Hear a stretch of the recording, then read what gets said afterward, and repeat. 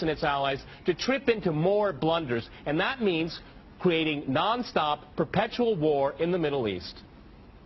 Well, I'm going to make this interesting and disagree with everyone. Okay. I do not accept the premise, which probably isn't too much of a surprise, but nonetheless, I reject the premise that the whole point of the so-called war on terror or investing in the Mujahideen was to somehow fight terrorism or to make a better world.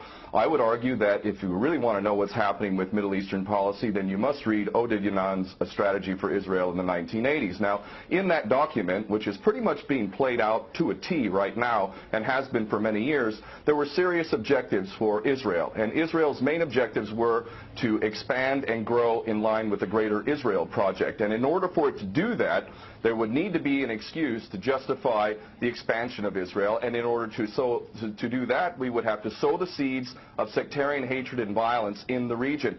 The #1 target of this plan was Iraq. We've achieved that. That's not a failure. That's actually a success. Iraq is a failed state largely. It is an absolute basket case. Sectarian hatred is absolutely insane. We see the beheadings and all of this madness, and we think it's a disaster. No, it's not at all. In fact, it's all part of the plan to break up Iraq into 3 different states. When we look at Syria, we also find that the goal is once again the same thing: sow the seeds of sectarian hatred and basically turn that nation into a basket case.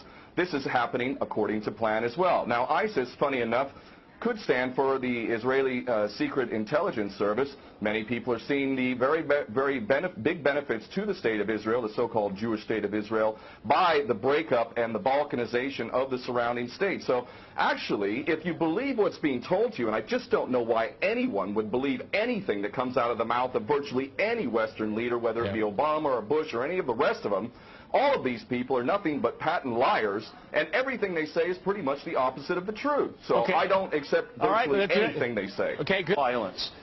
Barack Obama did not bite at the opportunity to get involved in Syria a year ago. In fact, at the time when he was ready to start bombing Assad, just about 13 months ago, and we have he backed off as soon as the first excuse came to mind. We've been supporting ISIS. There is absolute continuity between the policies of Iraq and breaking it up and breaking up Syria as well. It is beyond naive to suggest that the U.S. doesn't have its fingerprints all over ISIS.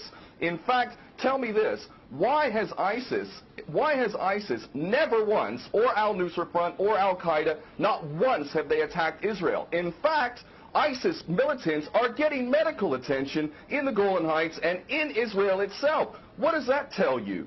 There is absolute continuity, but the actual policy, just like the Project for a New American Century laid out very clearly, that a, quote, new Pearl Harbor would be necessary to achieve this goal of full-spectrum dominance. You could never tell the American people, or the world for that matter, we're going to fight wars of aggression where we're going to have to invade and occupy, we're going to have to spend hundreds of billions, if not trillions of dollars to achieve the goal of full-spectrum dominance, which is to control, absolute control over air, land, sea, and space, and cyberspace. The American people never would have bought it, so you can't tell them that. You have to tell them a bunch of lies. And we see this over and over again. What you have to do, Ken, if I can go... It would absolutely no question that there must always be a boogeyman. In fact, you're sitting in Russia now. For 50 years plus, we were fighting this Cold War that really was an absolute charade to begin with. There never really was a threat of a Soviet invasion. And for decades, we spent insane amounts of money developing nuclear weapons to the point of really completely, totally collective insanity. And here we sit today in a world that threatens a third world war with a policy that is clearly intended to totally destroy Syria. Let's see what happens.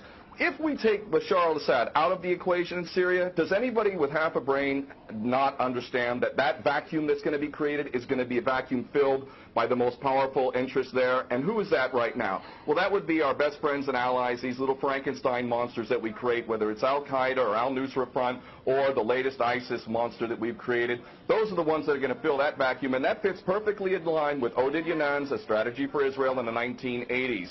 And if these other two gentlemen haven't read that document, I seriously suggest you do. Another thing that's really worthy of pointing out is the so-called Islamic State is anything but Islamic. And yes, there is a war on Islam. Islam is very understood by many Muslims around the world to be absolutely 100% forbidden for you to forcibly convert somebody to Islam or kill them.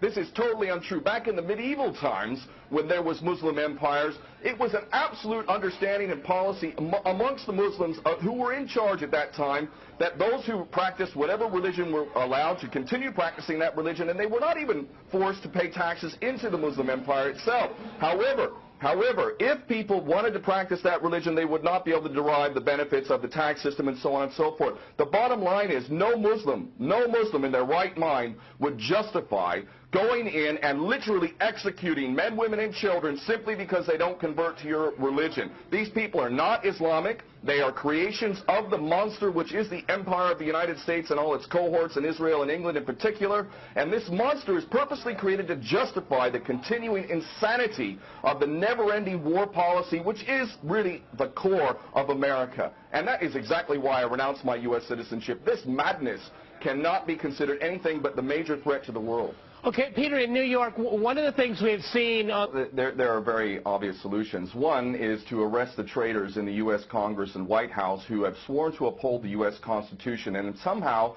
the American people have sat by while the President has afforded himself the power to execute anyone, anywhere, anytime, for any American citizen to be detained without any due process of law, no representation, incognito, and theoretically he could be condemned to death by a military tribunal in secret and executed. All of this operating under supposedly the United States Constitution. So all of these traitors need to be arrested, first and foremost. When Netanyahu came to the Congress a couple years back, he received 29 standing ovations by these cowardly chicken hawk traitors.